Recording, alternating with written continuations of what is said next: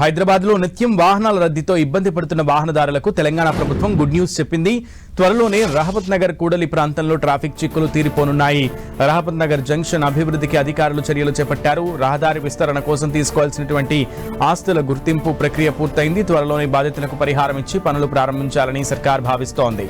హైదరాబాద్లో ట్రాఫిక్ ను నియంత్రించేందుకు ప్రభుత్వం కొత్తగా ఫ్లైఓవర్లు, అండర్ పాస్లు, రహదారుల విస్తరణ, కొత్త రోడ్ల నిర్మాణ పనులు చేపడుతోంది. ఇప్పటికే కొన్ని అందుబాటులోకి రాగా మరికొన్ని నిర్మాణ దశలు ఉన్నాయి. ఇందులో రహమత్ నగర్ జంక్షన్ ఒకటి. దీని అభివృద్ధికి సర్కార్ సన్నాహాలు మొదలుపెట్టింది. కార్మిక్ నగర్, ఎస్పీఆర్ హిల్స్, అలాగే బస్తీ, మోతీనగర్, బోరబండ, హైటెక్ సిటీ, మాదాపూర్ వంటి ప్రాంతాలకు వెళ్లడానికి రహమత్ నగర్ కూడలి ఒక ముఖ్యమైన మార్గంగా ఉంది. దీని కారణంగా ఈ జంక్షన్ లో నిత్యం వాహనాల రద్దీ ఉంటుంది. ఇక్కడ గ్రంథాలయం, హోటళ్లు, దుకాణాలు ఉండటం వల్ల బస్సుల రాకపోకలకు తీవ్ర అంతరాయం కలుగుతోంది. ఉదయం, సాయంత్రం సమయాల్లో ట్రాఫిక్ పరిస్థితి మరింత దారుణంగా ఉంటుంది. తరచుగా ప్రమాదాలు జరుగుతున్నాయి. ఈ ప్రమాదాల్లో కొందరు ప్రాణాలు సైతం కోల్పోయారు. ఈ నేపథ్యంలో ట్రాఫిక్ రద్దీకి చెక్ పెట్టేందుకు కూడలి అభివృద్ధికి రేవంత్ రెడ్డి ప్రభుత్వం సిద్ధమైంది.